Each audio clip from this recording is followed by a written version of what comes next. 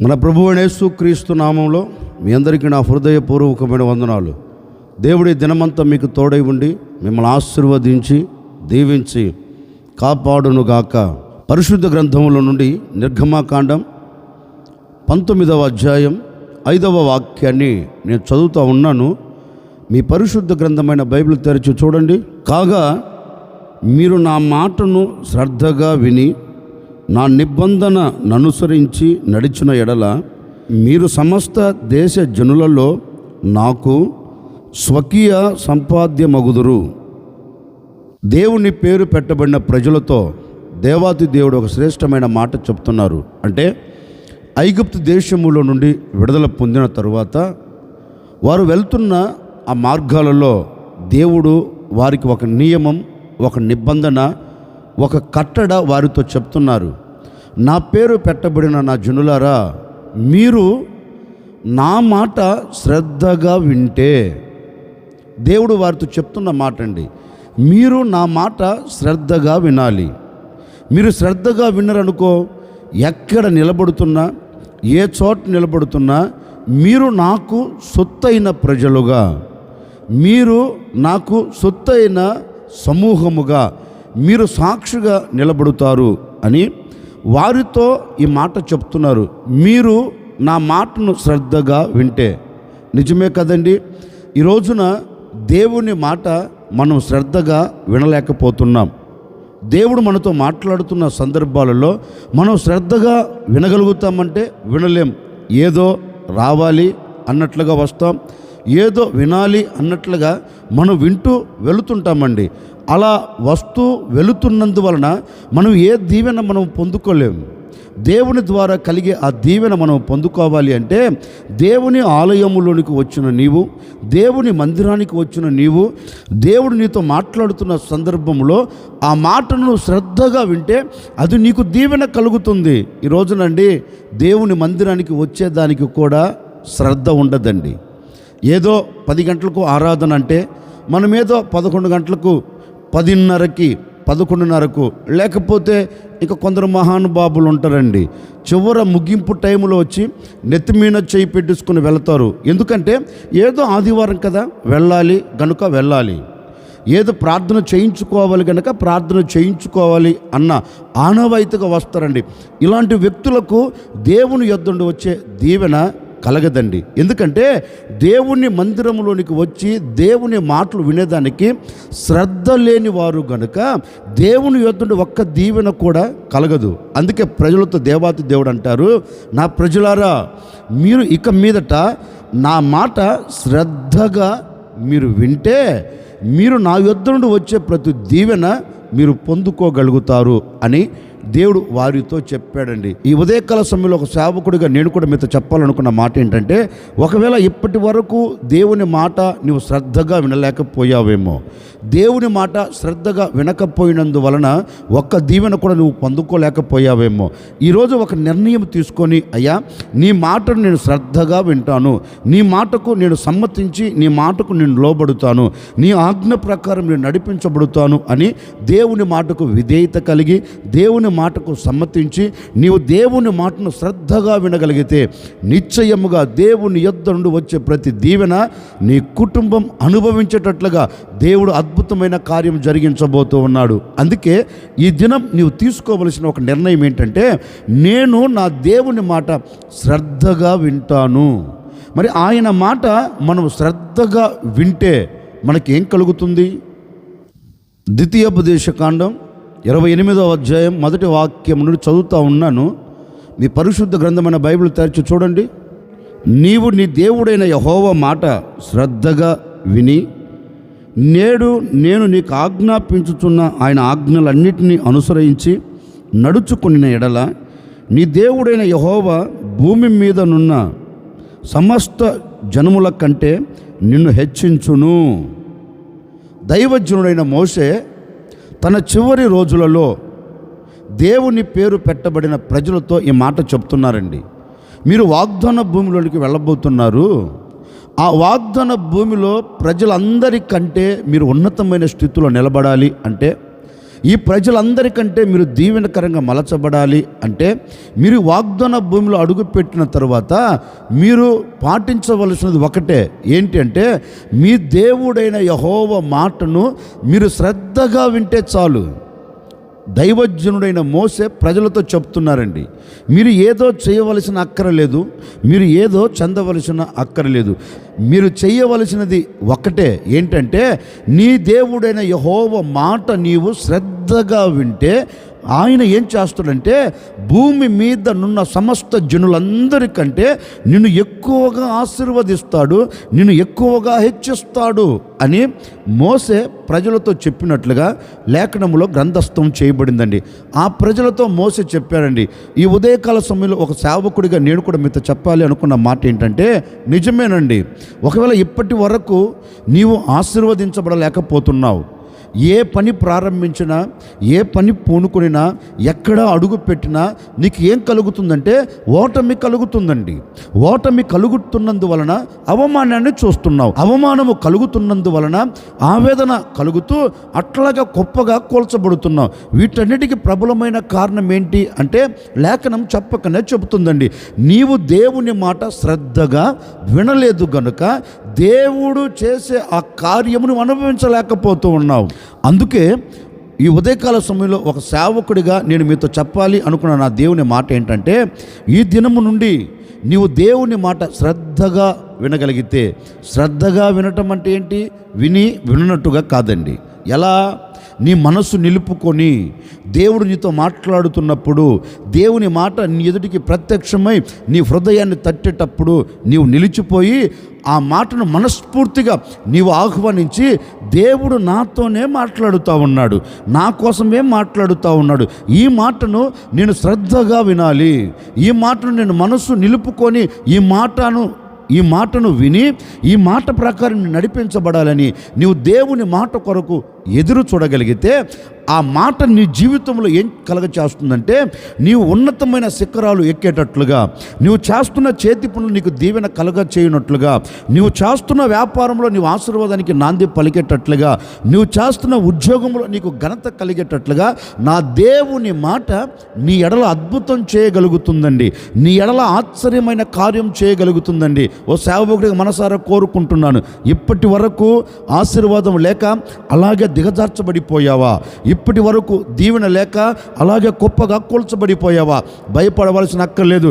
ఈరోజు నా ప్రభు నీతో చెప్తున్నారు, నా దేవుడు నీతో మాట్లాడుతూ ఉన్నాడు, నీవు ఆయన మాట వినగలిగితే, అందుకు ఆయన అంటారు, నా మాట నీవు శ్రద్ధగా వింటే, నేను చెప్పే మాటకు నువ్వు విధేయతను చూపెడితే నిశ్చయముగా నేను నిన్ను సమస్త జనులందరికంటే నేను హెచ్చించబోతూ ఉన్నాను. అంటే నీవు ఏ చోట ఉన్నా, ఏ ప్రజల మధ్యలో సంచరిస్తున్నా, ఏ ప్రజల మధ్య నీవు నివాసం ఉన్నా, ఏ ప్రజల మధ్య నువ్వు కాపురం చేస్తున్నా, నీ ఉన్న చోటే నా ప్రభు నిన్ను హెచ్చించబోతూ ఉన్నారు. నీ ఉన్న చోటే నా ప్రభు నిన్ను ఆశీర్వాదకరంగా నిలబెట్టబోతూ ఉన్నాడు. ఈ ఆశీర్వాదాన్ని నువ్వు చూడాలి అంటే లేఖనం చెప్పకనే చెబుతుందండి, నీవు దేవుని మాట శ్రద్ధగా వినాలంటండి. ఆయన మాట శ్రద్ధగా విని ఆయన ఆజ్ఞల ప్రకారం నువ్వు నడిపించబడితే, అందుకే లేఖనములో కూడా ఒక చక్కని మాట రాయబడిందండి. మన పితరుడైన అబ్రహామును గురించి రాయబడిన మాట ఏంటో తెలుసండి.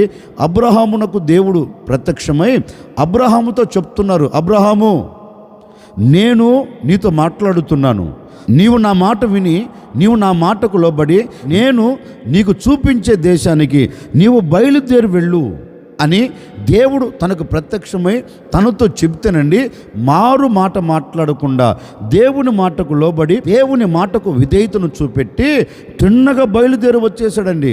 అందుకే దేవుని మాటకు అతడు లోబడినందువలన వాక్యం సెలవిస్తుందండి, వాక్యంలో చక్కగా రాయబడిందండి, అతడు అన్ని విషయములో ఆశీర్వదించబడెను, అన్ని విషయాలలో గొప్పగా మార్చబడ్డాడండి. ఎందుకని? అబ్రహాము, ఇంతగా నువ్వు ఎందుకు ఆశీర్వదించబడ్డావు, ఇంతగా ఎందుకు నీవు దీవెనను చూడగలిగావు, ఎందుకు ఇంతగా నువ్వు క్షేమకరమైన చోట నిలబడ్డావు అని అబ్రహాముని అడిగితే అబ్రహాం ఒకటి అంటాడు, ఏమి లేదండి, నా దేవుని మాటకు నేను లోబడ్డాను గనకనే దేవుడు నన్ను ఆశీర్వదించాడు, దేవుడి ఉన్నతమైన స్థితిలో నన్ను నిలబెట్టాడు, అనేకులకు ఆశీర్వాదకరంగా, అనేకులు ఎదుట తల ఎత్తుకొని బ్రతికేటట్లుగా నా దేవుడు నా పట్ల అద్భుతం చేశారు అనే మాట అబ్రహాము నోట రాగలుగుతుందండి.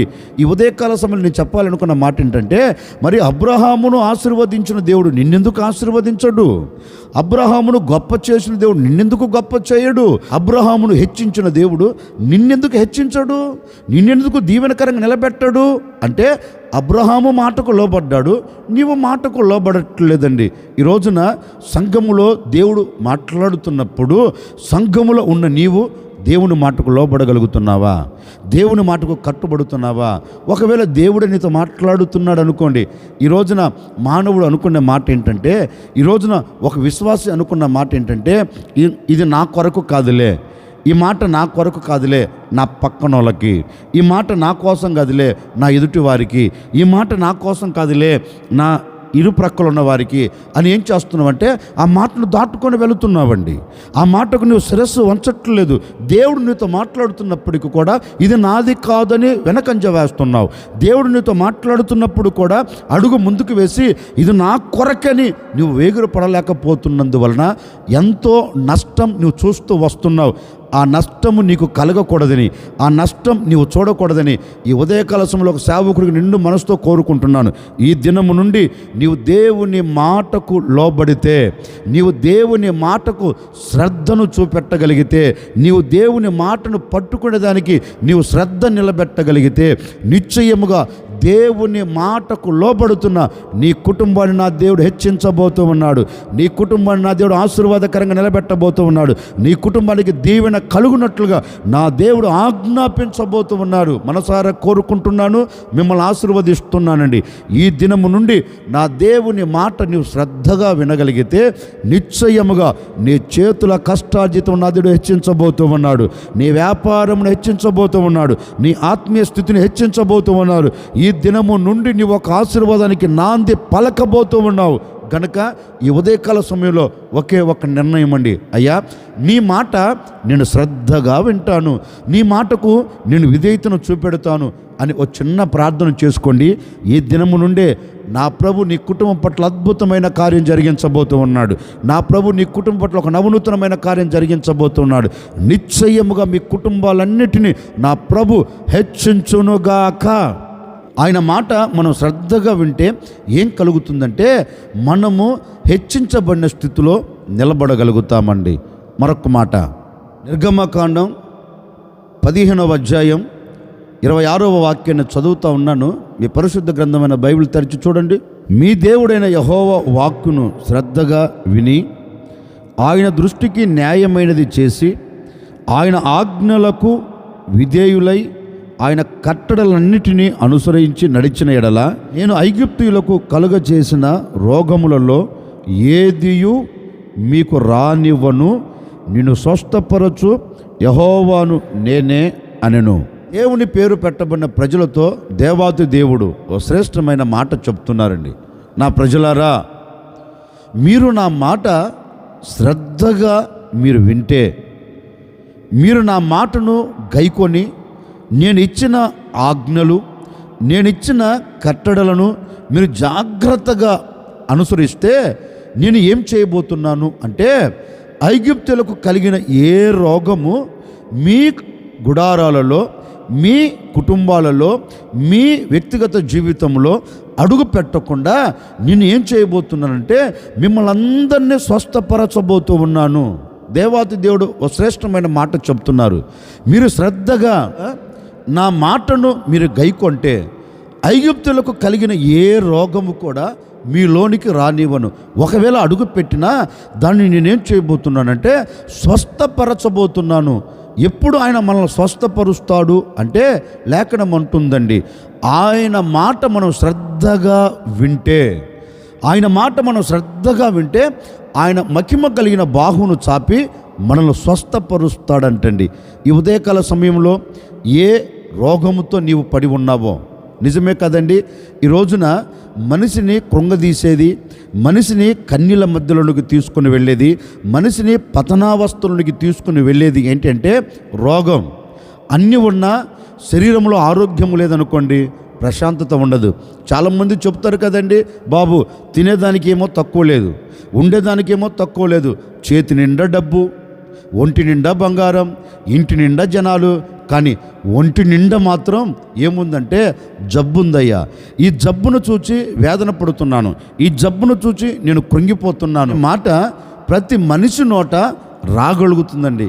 వాక్యం ఉంటుంది, ఆ రోగములో నుంచి నీకు విడుదల కలగాలి అంటే, ఆ రోగములో నుంచి నీవు స్వస్థత పొందాలంటే, నేను నీతో చెప్పే మాట నీవు శ్రద్ధగా వింటే, నేను నిన్ను ఏం చేయబోతున్నానంటే నేనే నిన్ను స్వస్థపరచబోతూ ఉన్నాను. ఈ ఉదయకాల సమయంలో ఏ బలహీనత నిన్ను పట్టుకుందో, ఏ బలహీనతలో నువ్వు నిలిచిపోయావో, ఏ బలహీనతతో నీవు కృంగిపోయావో నాకు తెలియదండి. ఈ ఉదయకాల సమయంలో నా దేవుని మాట నీవు శ్రద్ధగా వినేదానికి కంకణము కట్టుకొని అడుగు ముందుకు వేసి ఈ మాటను చేత పట్టుకోగలిగితే నిశ్చయముగా నా దేవుని మహిమ కలిగిన బాహువు నీ మీదికి చాపబోతూ ఉన్నాడు.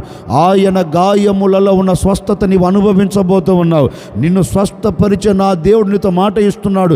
నా మాట నీవు శ్రద్ధగా వింటే నిశ్చయముగా నేను నిన్ను స్వస్థపరుస్తాను. ఆయన మాటల్లోనే స్వస్థత ఉందండి. అందుకే పరిశుద్ధ గ్రంథంలో చక్కగా రాయబడిన మాట ఏంటంటే, ఒక అధికారి యేసుక్రీస్తు దగ్గరికి వచ్చాడు.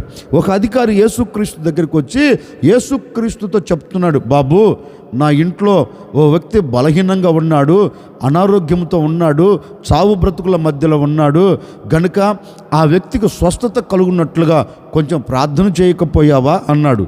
యేసుక్రీస్తు కూడా అన్నారు, అదెంత భాగ్యం బాబు, నీతో పాటు కూడా నీ ఇంట్లో నేను అడుగు పెడతాను కదా అంటే, అప్పుడు అతను యేసుక్రీస్తుతో అన్నిన మాట ఏంటంటే, బోధకుడా నీవు నా ఇంటికి రావాల్సిన అవసరం లేదు, నీవు నా ఇంట్లోనికి వచ్చి బాగలేని నా పనివాని మీద నువ్వు చేతులుంచి ప్రార్థించవలసిన అక్కర్లేదు. నీవు ఇక్కడ ఉండి నీ మాటను పంపితే అక్కడ స్వస్థత కలుగుతుందయ్యా. నీ మాట వ్యక్తిని స్వస్థపరచగలిగిన మాట, నీ వాక్కు బాగు చేయగలిగినది. అందుకని నీ వాక్కును పంపయ్యా, నీ మాటను పంపు, అక్కడ నా పనివాడు స్వస్థత పొందుకోగలుగుతాడు అంటే, యేసుక్రీస్తు అతనిలో చూచిన ఆ విశ్వాసాన్ని బట్టి యేసయ్య అంటారే, స్వస్థత నీకు కలుగునుగాక అని యేసయ్య ఎప్పుడైతే వాక్కును పంపాడో ఆ వాక్కు అతన్ని బాగు చేసినట్లుగా, అతనికి స్వస్థత కలిగినట్లుగా లేఖనం చెప్పకనే చెబుతుంది. అంటే నేను ప్రకటించే యేసుక్రీస్తు ఎవరు? నేను స్వస్థపరచగలిగిన దేవుడు. నేను ప్రకటించే యేసుక్రీస్తు ఎవరు? ఆయన గాయములో ఉన్న స్వస్థతను నీకు ఇవ్వగలిగిన దేవుడు. నేను ప్రకటించే యేసు ఎవరు? ఏ పరిస్థితుల్లో నువ్వు పడిపోయినా, ఎంతటి రోగముతో నువ్వు కుమిలిపోతూ ఉన్నా, ఆ రోగములో నుంచి నిన్ను స్వస్థపరచి సజీవులు కలిగిన దేశంలో నిలబెట్టుటకు సర్వశక్తి కలిగిన దేవుడు.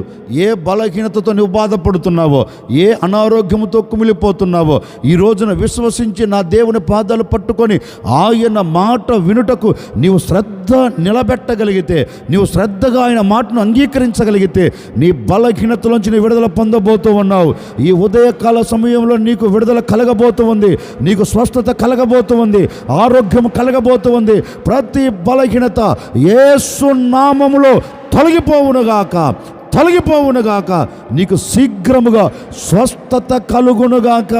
ఈ ఉదయకాల సమయంలో నా దేవుని మాట శ్రద్ధగా వింటున్న ప్రతి వ్యక్తిగత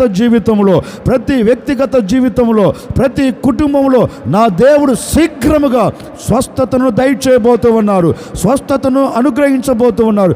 ఈ మాట నీవు వింటూ ఉండగానే, ఈ మాటను పట్టుకొని ప్రార్థిస్తూ ఉండగానే నీకు స్వస్థత కలగబోతూ ఉంది, నీకు విడుదల కలగబోతూ ఉంది.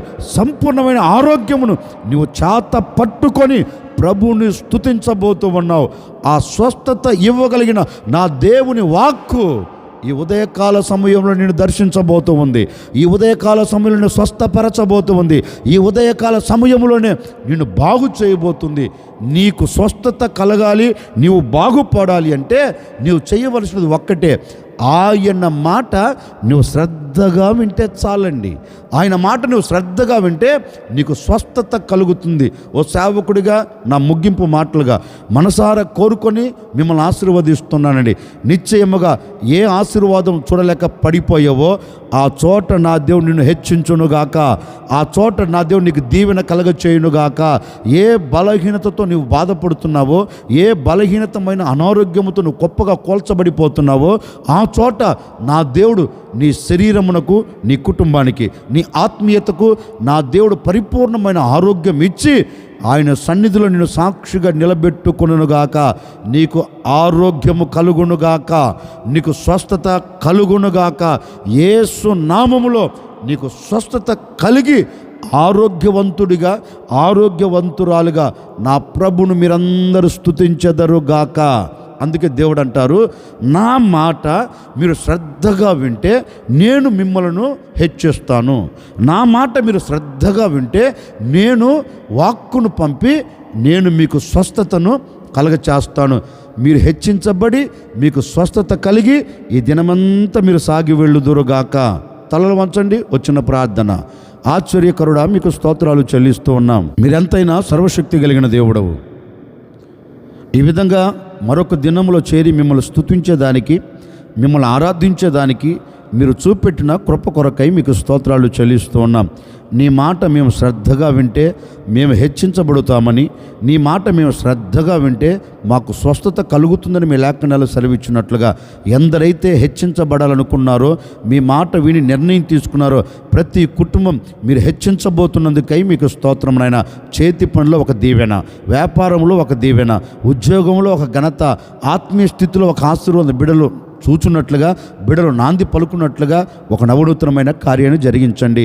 ఎందరైతే మీ మాటను శ్రద్ధగా వింటున్నారో ప్రతి వారి జీవితంలో మీరు సంపూర్ణమైన ఆరోగ్యం దయచేయబోతున్నందుకై మీకు స్తోత్రం. ప్రతి బలహీనతలు తొలగిపోవాలి, ప్రతి అనారోగ్యం తొలగిపోవాలి. ఈ మాటలు ఉంటున్న ప్రతి ఒక్కరికి ఆరోగ్యం యేసు నామములో కలుగునుగాక తండ్రి.